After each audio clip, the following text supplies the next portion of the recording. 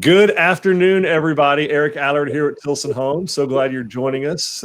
One more of our house customization live interviews we're going to do. And today we are joined, as always, by Dawn Dantzler, our moderator. Say hello, Dawn. Hi, everybody.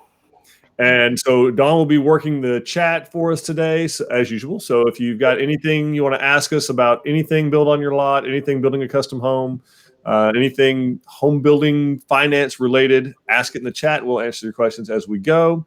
And we are joined again by our esteemed guest, Miss Catherine Knox, out of our Huntsville location in Texas Grand Ranch. Say hello, Catherine. Hi, everybody. So thank you again for joining us. Catherine's done this a couple times with us, actually. And so today we're going to be talking about the Porte floor plan, which is one of our newer floor plans. And so it's based on, it's kind of an overhaul of some of our other designs, but Catherine did some really neat and beautiful things with it, as she often does with the plans that she gets a hold of. So again, Catherine is at our Texas Grand Ranch location up there just south of Huntsville, between Huntsville and New Waverly. So we would be glad to help you with anything Texas Grand Ranch related, or they can sell anywhere in the state, just like all of our design centers. So this particular home is in Grimes County. Is that right, Catherine? Yes. Yes, okay. Iola. Tell us a little bit about what they were doing in Iola and moving from Iola to Iola, or what was going on with this family. Yeah, they were already living on the property. It was kind of a family endeavor. They had a little house, so it's still there, that they were living in, and they stayed there throughout construction of it, which they loved because they just completely enjoyed seeing the whole process from start to finish, seeing the house come together. The wife, she teaches, so she's been going through a lot over the last month. Yeah, she's amazing. And so we get that question a lot of how often can we see the house, or how often can we visit the job that's under construction? And so in this particular case, to be clear for everybody watching this either live or once it's recorded, this customer was living on site while the home was being built. Yes, every day. Every day. Yeah. So they have, and that's the way it works everywhere, folks, is that, you know, it's your land. So we're not going to keep you off of your own land, like ever, under any circumstances. We want your feedback. We have no issue with another set of eyes on the place. I mean, we're really, really good at what we do, but we're not perfect. So and if you don't understand why something's happening or why something's being built a certain way, raise your hand and ask us.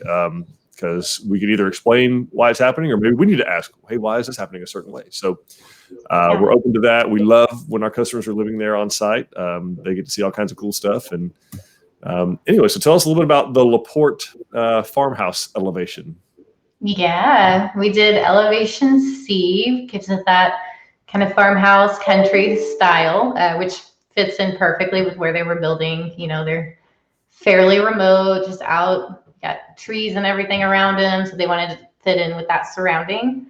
It has the vertical style hardy plank siding on it, which has been extremely popular, especially lately. Just really a classic style, yeah. And then there's definitely the cedar accents to kind of pop off in contrast with the color that they ended up doing to paint the siding. So it really ended up gorgeous. And then it has that cute little front porch that starts on that left side of the house, which is perfect. I'm sure she's going to find some little rocking chairs or something to put out there. And you bet. Yeah. You bet. So what is it about this floor plan that draws people to it from the get-go? It's really such a great floor plan when people, when they're not looking for a massive square footage of a home, you know, it's right around that 1,700 square feet. Which for a 3-bedroom house fits the bill for a lot of people. None of the rooms feel cramped or anything like that. Like, I feel like the spatial planning of it is done so well that everything feels nice and spacious. You can fit the furniture that you need to in it. But probably the big winner on this one is just that super open family room to kitchen to the dining area. That whole, I mean, it feels like one big room. So folks, when you see on the website or look at these plans of ours, anywhere you see a blue line, that's going to be a solid wall. So if you don't see a blue line of any kind, that's just one big wide open space. Dotted lines typically indicate just a kind of a change in ceiling height or a sheetrock opening, an arch or something. But if you don't see a blue line, that means it's just unobstructed view. So really, really cool. Exactly. And we have those fixed windows across there on the back wall of the family in the breakfast room.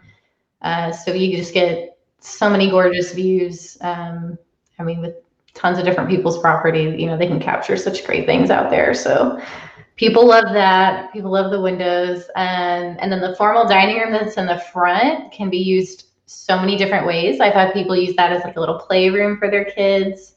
And they'll see in this case, it turned into a study for them. So nice. Yeah, a lot of work from home lately. And a lot of everything that's going on. So a lot of folks converting this into like a study space or a kid's school room, right? A little homeschool spot. I've seen that done as well. And this plan was based on one of our very popular designs that was a model for a long, long time called the Bridgeport. So anybody out there watching that ever built or looked at the Bridgeport, this is a very, very similar floor plan and layout. So it is split kind of front to back where the master doesn't share any common walls with the right. Yeah, you have that bathroom and the utility room and a closet before you ever get to a bedroom. So right. So it really feels like on the right side together, they're really not together. Yeah, they're split entrances, split. Yeah, everything about it is.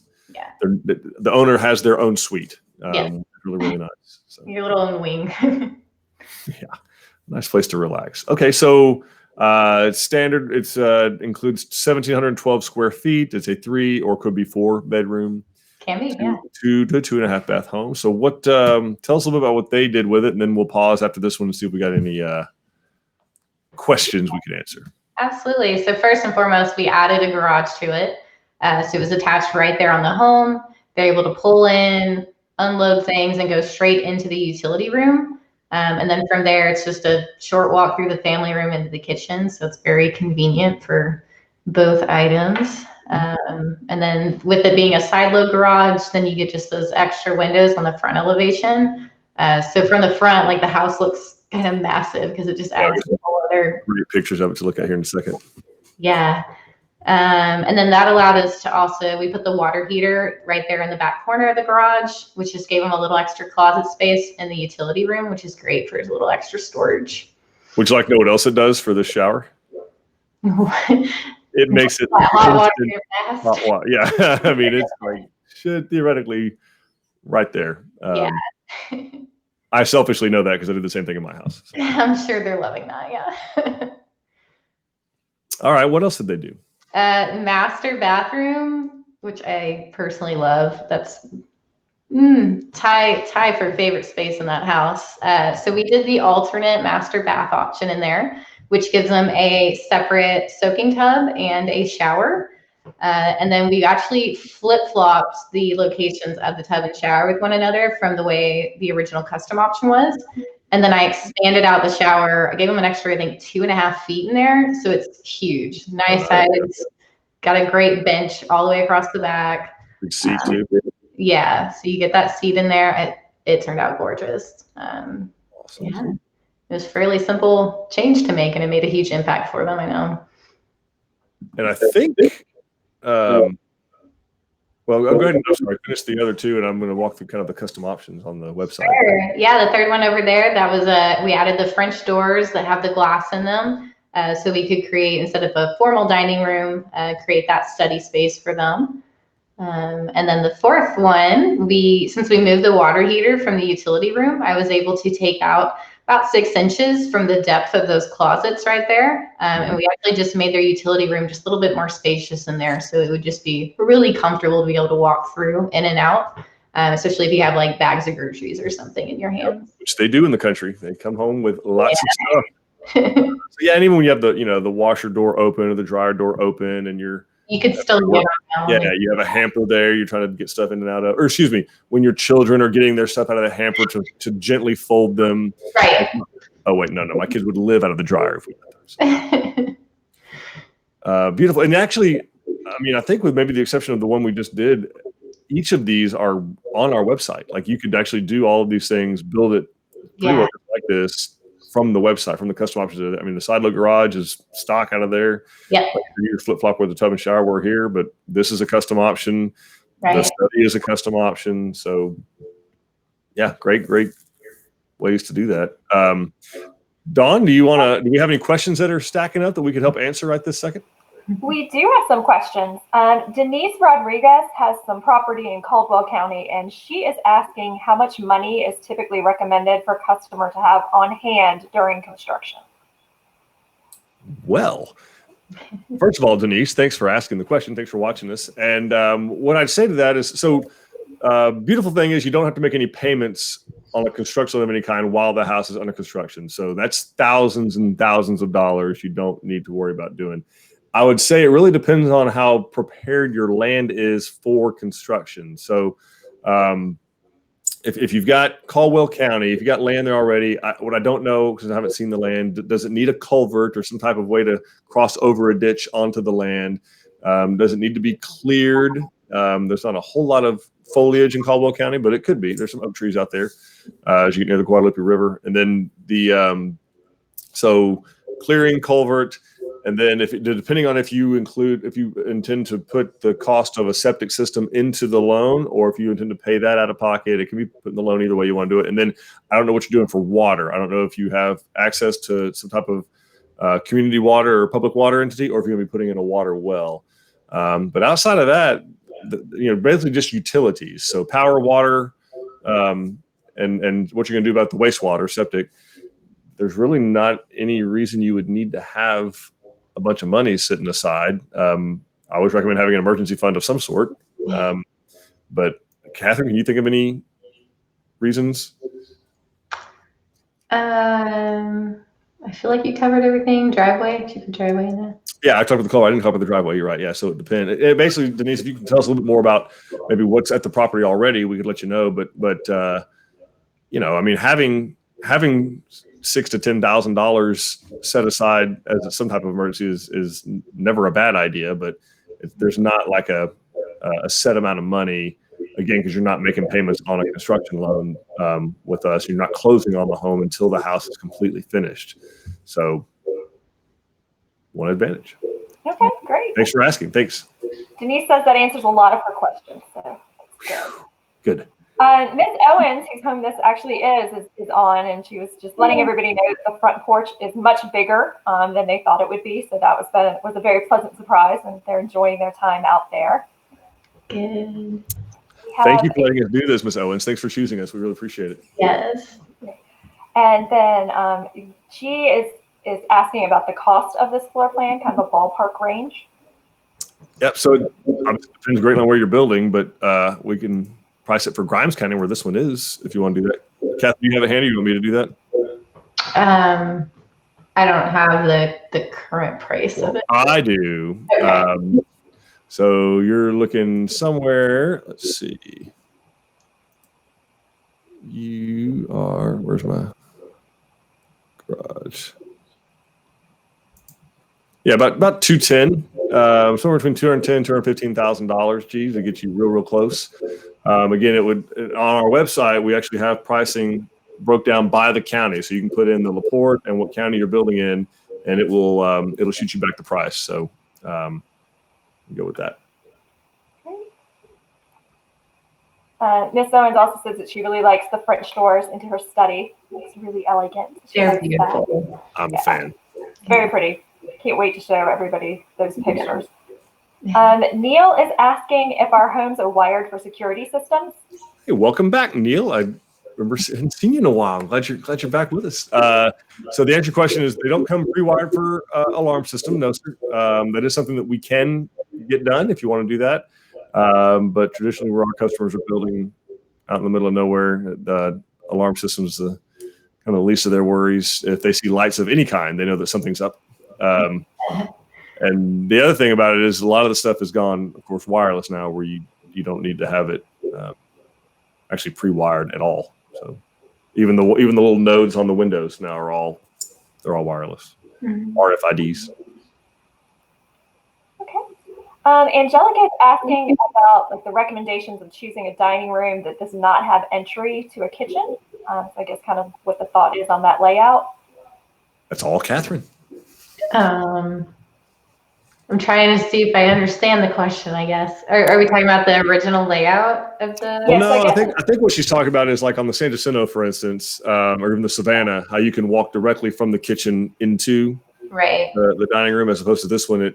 From a bird's eye view, it looks like you got to walk around, but I think Yeah, you walk right around that corner of the end of the kitchen to get to the formal dining room in this one. I would say, I mean, it's not a far walk, but I would say the main advantage, especially on this plan, it's not as big of a kitchen as like the San Jacinto. I mean, the San Jacinto is a much larger floor plan overall, so we could have that direct access, and you still have plenty of counter space and everything. In this design, we could do a separate entrance, but you would definitely be giving up some of that counter space and cabinet for storage. So I think a lot of people opt to choose to just keep it how it was already designed so that you can really maximize your storage space and counter space.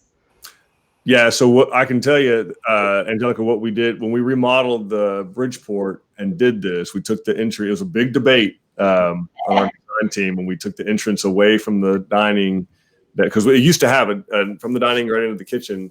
But a lot of the feedback we got was people wanted that walk-in pantry, which it didn't have. And so to obtain that walk-in pantry, you notice that that's how we got that. Was we use that whole wall, and it's about a 4-foot walk, so about 3 steps around the kitchen to the dining. And we had it set up as a formal dining in that Bridgeport model home, and we never had anybody regret that. I mean, they loved having the walk-in pantry as opposed to the little 2-foot archway going into the dining room. So yeah, but like Catherine said, if you prefer to have that, it can be done. Yep. I mean, that refrigerator doesn't have to go there, and that pantry doesn't be that big, and we can, if anybody can do it, Catherine can move it all around. Absolutely. What other questions? Jason is asking if we can install a tankless water heater. 100%. Awesome. May is asking if it's possible to reverse the floor plan. Oh, of course. Yes, ma'am. Do it all You the can time. actually do it on our website, May. You can go to our website and do that. Yeah, and then Brandy is asking how much it is to add the garage. It's about 29,000 for the attached, for a 22 by 22 garage with the overhead door, and of course that's the opener. That's sheetrock, tape, floated, textured, painted, trimmed. I mean, it looks like the rest of the home. It's finished. Garage I've ever seen. Yeah, it's fancy. As it should be for our nice pickup trucks we have here in Texas. It should be a nice garage. Yes, absolutely. So anyway, yeah, and the price that I quoted G earlier did include the garage. So. Okay. And Brandy's asking if there's a certain square footage that she wants to be at. Can we expand or shrink the floor plan to meet those numbers? Absolutely. Yeah, we can do either. Great. And then Ashley has a question about your model. So she's interested in the LaSalle floor plan, but wants to add in more kitchen counter space. And is that something that we've changed before?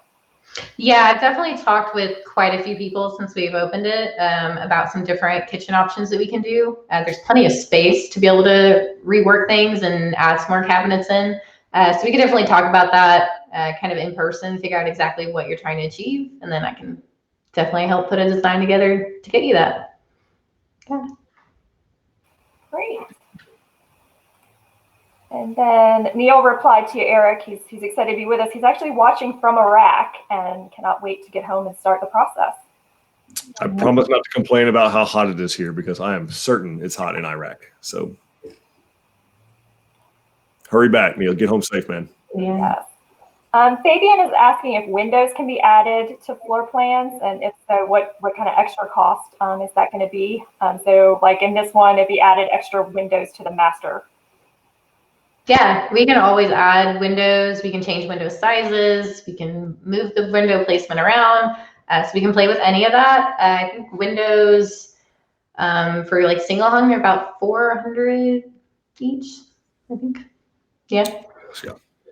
Yeah, the only ones that are going to cost significantly more than that are if you're going to do the big, like some of the times of these you've seen, like these like 5 foot by 6 foot or 6 foot by 6 foot fixed, and that's because they're tempered and there's a little more goes into to beefing those up. But yeah, all the other windows are for your double pane, tilt sash, vinyl windows. That's about it. Size wise, until you get up to, again, over 4 foot by 6 foot, I think it is. 4x7 is the 4 by big. 7. Okay. Still the same price. Yeah. Yeah. So from 2 foot by 3 foot all the way up to 4 foot by 7 foot, they're all the same price. Yeah. Okay. Let's see. Cheryl is asking if in any of our Jack and Jill baths have we done one that has a tub in the middle and then a vanity and toilet on each side?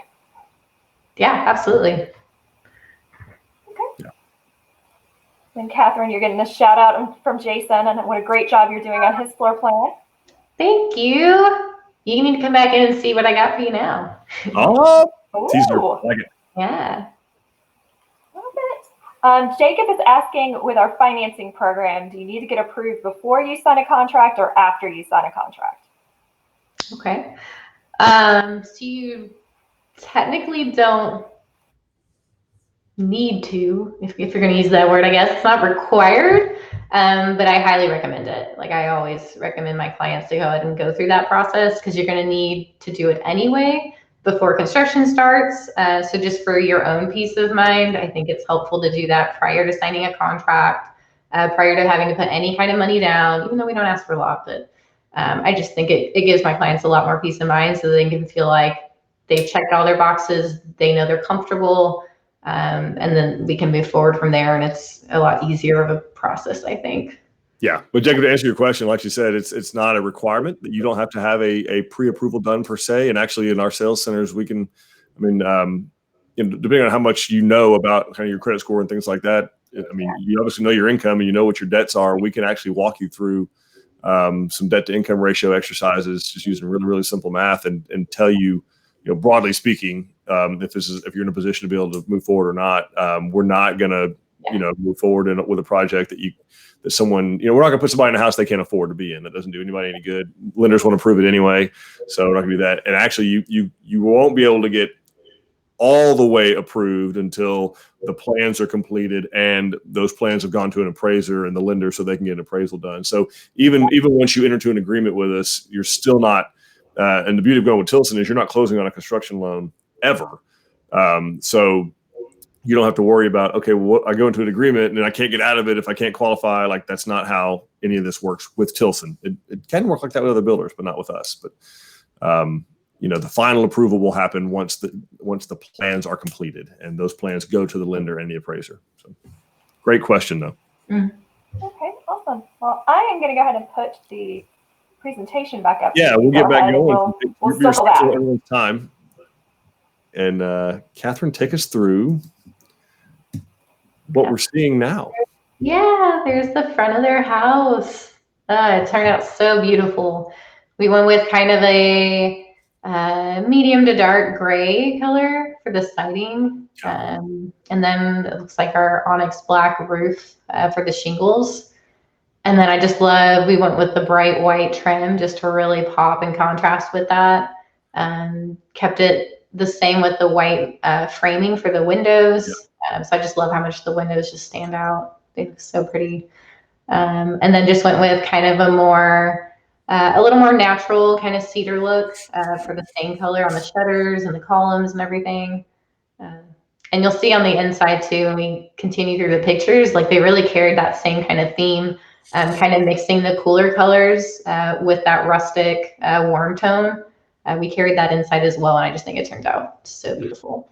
Yeah, this turned out, really sharp with, like you said, with the corner boards being the contrast. And people often forget, even I forget sometimes, because we've got 3 options on window color. Our standard windows have come in, and just having it, how big of a difference that can make in the way the house looks. So make a huge impact. Yeah, did a great job. So you got your ridge venting up here, plenty of ridge to do that on. There's ridge course coming out here that you can't see from this angle, but the little cedar corbels, just a really nice buttoned up look. Mm-hmm. And there's the larger front porch Miss Owens was speaking about. Yeah, no, it looks fantastic. Definitely plenty of space up there. She's gonna have to show me what she buys for it. I want to know what they're sitting on. We'll see the rockers out there, but you got your LED lighting. It's going to be included in all of our homes. You got Hardy on the soffit, right? Hardy, the complete James Hardy system on the exterior. So The only wood on the exterior of the home at all are your stained columns and these little headers that are protected by the porch. And a lot of things, we got a better close up with this is our post bases, which are not just the little Simpson strong tie, which there's nothing wrong with that, but it's having this little beefier, more rustic black sand on it from some rain. But you hose that off, and this is a real nice, beautiful black. And actually, I saw the door pop out. Yeah, we went for that. Just nice, clean, solid black color on the door. Super nice. Ties in with the shingle color, even your little Osco post base there. So yeah. Yeah, and again, I think they're out on a little over 8 acres, right? So somewhere 6 or 8 acres. So again, not having having a window this big is beautiful because it's like having another window coming in. No one's anywhere near them. Yeah, you can't see your house from the street at all. No, not at all. Not even close. So anyway, I think it's really, really beautiful the way they did that. What's happening here?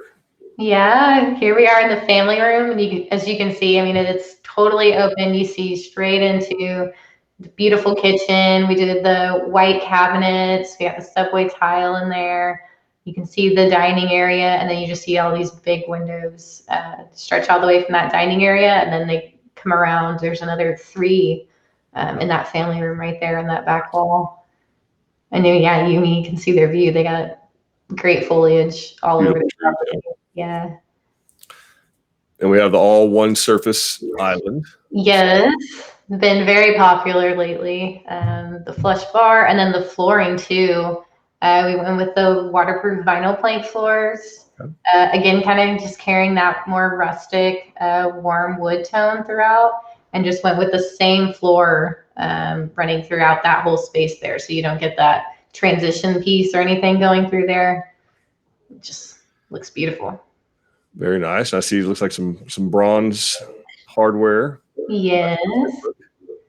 The ceiling fans, those were our already included ceiling fan package. And the owners did find really beautiful pieces. The chandelier there in the dining room was something that they picked out themselves. And they were able to go ahead and pop that in before closing. And it just definitely completes the whole farmhouse kind of look in there. Yeah, we got a picture of it maybe somewhere else, but the beadboard doors give it that nice farmhouse feel as well. Yeah. They did a good job of sticking with the theme. And of course, LED lighting, which is included in all of our homes. Like she talked about the ceiling fans that are in the family room and throughout. Bedrooms. Yeah. Yep. Anyway, here's a little better shot of the kitchen. Yeah, there you go. Gorgeous. Yeah, and I love the contrast. We went with the Ubatuba granite on all the countertops. Yeah. Yeah, so you get that pop of black again, just like we did outside. Yeah, and the hardware, they did a really clean job. Yeah. Very clean. Love it. Yay, here's that master bath. So this is the end result, from swapping the tub with the shower there. You can see the whole space was so big we couldn't even get it in one picture. Yeah. Yeah. We got that soaking tub over there on the right, and then we do the cabinet front on that tub deck, so that it ties in with the cabinets that are on the vanity in the bathroom. And again, folks, you're looking at a 1,700 square foot home here. Like this, this is not a 2,000 or 2,500 square foot house. It really does show that. It's a 700 square foot, just really well designed, well laid out house, and the customer did a phenomenal job picking colors and really made the best use of the space. Yeah. Oh, it's beautiful. Yep. Same cabinet, same granite. Still went with the bronze color faucet, so they just really pop off against the white and this kind of light grays that we went with on the walls. It's kind of like a silvery gray. Again, continued the warm tones in the tile in that area, in the shower and around that tub deck. We even have that cabinet that's to the right there. That's a linen hamper cabinet, so it gives them some extra storage space, a little hamper space below. Yeah. So tell us a little about these mirrors and light fixtures here, because I so recognize them. So walk me through those that. are again an owner find personally really loving those mirrors. Those are super cool. I love the little extra storage they provide at the bottom. But yeah, those are items we're always able to, if you'd rather kind of find your own, put your own touch on things, we can just credit you back for our regular mirrors that would normally be in there. And then you go find whatever you want and hang it up in its place. And then did the same thing with the light fixtures here. She had found some already that she just absolutely loved. So we just had all the wiring and everything ready to go. So what we had to do was just hang that up in its place, and there you go. Very cool. Always want to be careful when doing that. You know, make sure that it's what you're doing, and that you're hanging something that's pretty comparable from a voltage and wattage and amperage standpoint is what we do. But yeah, this is just regular light fixture with LED bulbs. And I want to also point out that of course our hand towel holders and our towel holders. There's also robe hook somewhere and toilet paper holder. They're all, we block behind there. So there's 2x6 or 2x8 blocking behind there, so that these are actually mounted into structure. They're not mounted in the sheetrock, so you're not going to hang a towel on it one day and have it pull out and right be all over you, and then your towels. Like every rent house I've ever had. Like that's right. That's exactly right. So we don't do that. But yeah, the semi-frameless shower. You got the Ubatuba shower sill, which is a real nice clean transition from that luxury vinyl plank to the tile of the shower. So yeah. And I am sure we've got some shot. Yeah, here's the study. That's what I was after. Yeah, there's the study. You can see in the foyer, that was another find that the owners had with that beautiful light fixture. Really gorgeous. And it just really ties in really well with the French doors that we added with the glass. Yeah, so nice private place for either working from home or kids' playroom or little kids' homeschool or study area where you can still keep an eye on them guys doing their work. But yeah, just a really nice. And otherwise, again, this is just a sheetrock opening, right? Correct. Then you got a little foyer entry closet here for the coats that you wear 2 months out of the years in Iowa, Texas. So shouldn't take up too much space. But yeah, really clean job there. Yeah. So now let's get back to. I'm going to leave it on this spot for a second, but let's. Don, do we have any more questions about this floor plan or building homes or the meaning of life? We do. Like with today? We do. So Sean is asking, in regards to adding the garage, does he have the option to not finish it out so he can save some money? First of all, to define finishing out. So if you're talking about not sheetrocking it, the answer is no. Unfortunately, that's not an option. If it's located within 3 feet of the living area of the home, so in other words, if it's attached to it or within 3 feet of it, it must be sheetrocked for fire code, actually. So the wall adjacent and the ceiling of the garage, I think typically are done even with 5/8 rock, but no matter what, if it's within 3 feet of the house, it must be sheetrocked. So, but that's the bulk of the cost, Sean. So, really, texturing it, I mean, you're going to want it. Of course, it's going to tape it float anyway. So then, just texture it, paint it, and trim it. There's not a whole lot more money involved there. We just do it because it really looks much better. But it's just 3 sticks of 20-foot base, and to us, it's not that big a deal. But the sheetrock itself is the bulk of that cost, and unfortunately, that is required by code. And also, the wall between the garage and the house itself is going to be insulated, of course, and so we really prefer to have the sheetrock there to hold that insulation in as well. So. Great question, though. We could add a detached one. We could do detached. That's right, and you don't have to have it then. Yeah. There you go. Julie is asking the best way to get an estimate on the cost for additions, like adding a 4th bedroom or other things. I recommend setting an appointment with someone like Catherine. Yeah, me too. No, we could walk you through any of those options. Any of the options that you see on our website, we can easily get you basically immediate pricing on. And then if you want to customize it even more with that, then we can help you here. Usually that's easiest with a one-on-one consultation if you want to come here in the office, or if you want to do one virtually, whatever's most convenient for you. We can work on making those options and customizations and then price it all out for you. Yeah, and Julie, and the reason, I'm not just saying about doing it with someone like Catherine, but having it being in front of a sales consultant, a design consultant like Catherine, who's done this before for other customers, and they can give you feedback on changes that you might be making that either maybe we're going down a road you may not want to go down as far as changes go, or being able to make recommendations that may end up costing you less money in the long run. Say, hey, there's more than one way to kind of skin this cat. Have you considered doing this? And that's that one, instead of just shotgunning pricing at you, hoping that it's what you wanted or what you understood. It's much, much better to sit down with someone who's drawn it before, who's walked in these homes, who can help you with things like, hey, we want to be sure that, let's move an island where it needs to go, but when you open the dishwasher, can you still use the space? That kind of stuff. So great question, Julie. But we do recommend setting an appointment with a consultant, at least virtually, where they can kind of see you, you can see them, and they can walk you through the work copy, but ideally in person, where we can show you the cabinet choices, the plumbing and fixture choices, the floor covering choices, cabinets, all that kind of good stuff. Okay, great. What's next, Dawn? May is asking if we will ever build the Laporte as a model home that they can walk through, or is there any other way they could see one in person? So I'm never going to say never. Those are absolutes. There are no plans currently at Tilson to build the Laporte as a model home.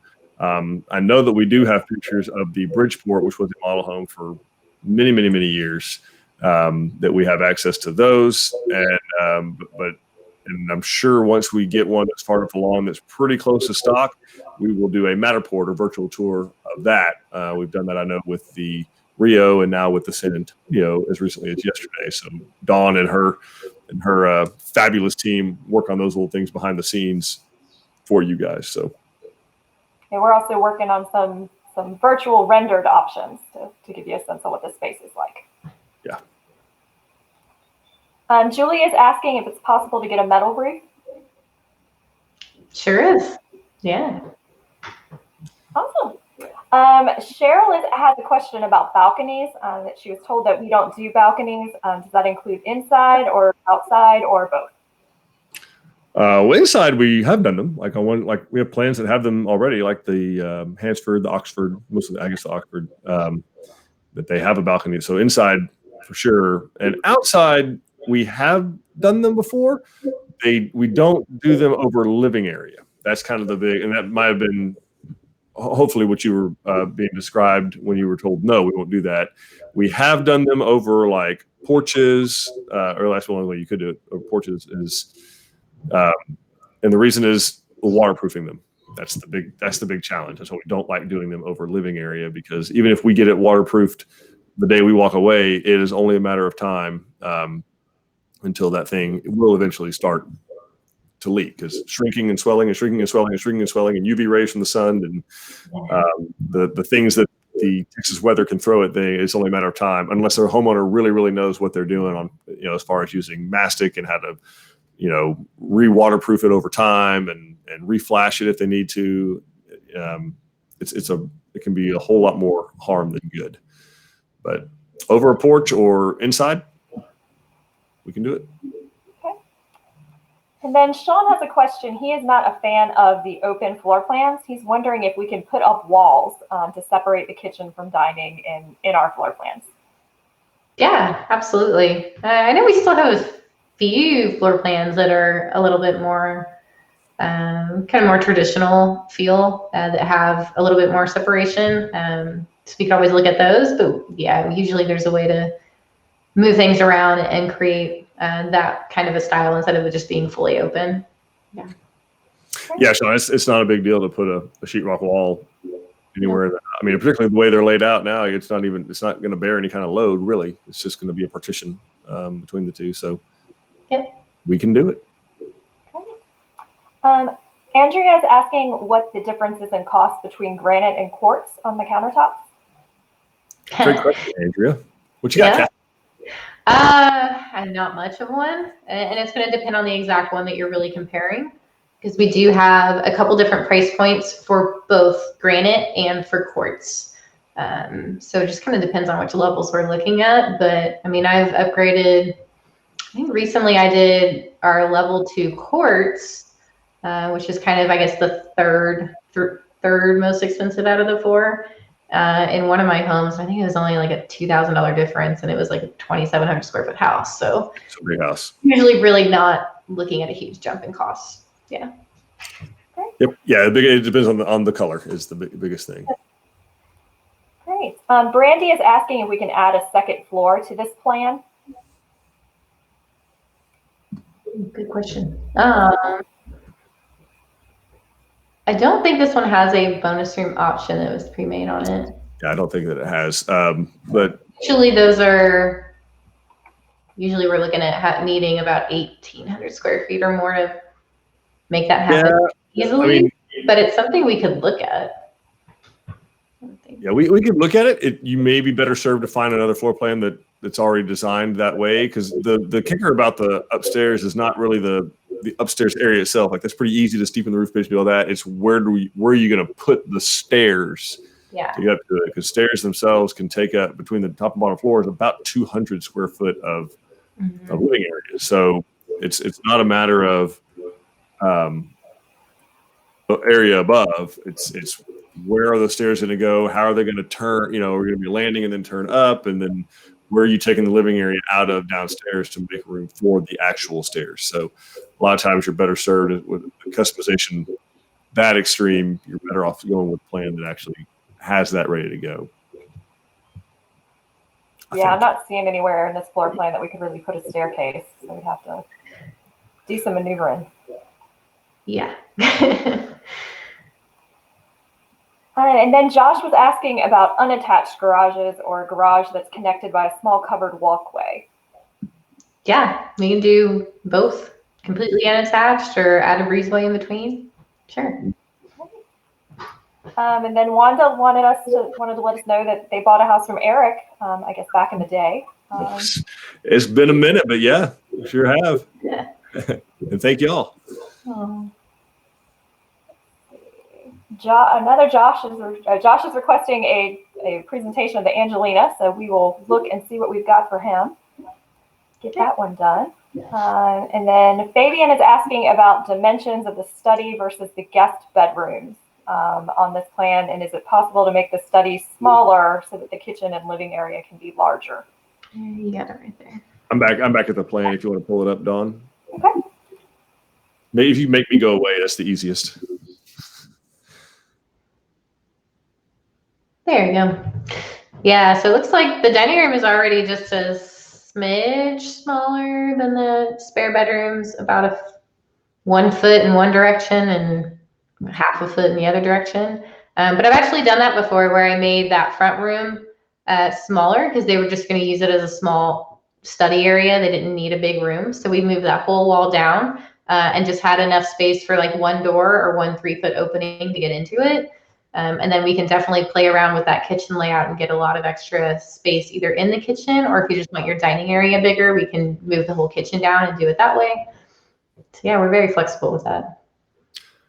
And yeah, Fabian, as well, on something to point out for folks on these dimensions that are on the bedrooms, that does not include the closet space. So that's the interior sheetrock to sheetrock dimension, and then you've got another 2'4" or so of closet. So yeah, the 11 by 11 floor, for instance, that's the usable space within these walls. Yeah. What else, Ms. Dantzler? I am looking through. Let's see. Angelica's curious. We were talking about adding that extra wall. What would be the cost in adding a wall between the kitchen and the living area? Oh.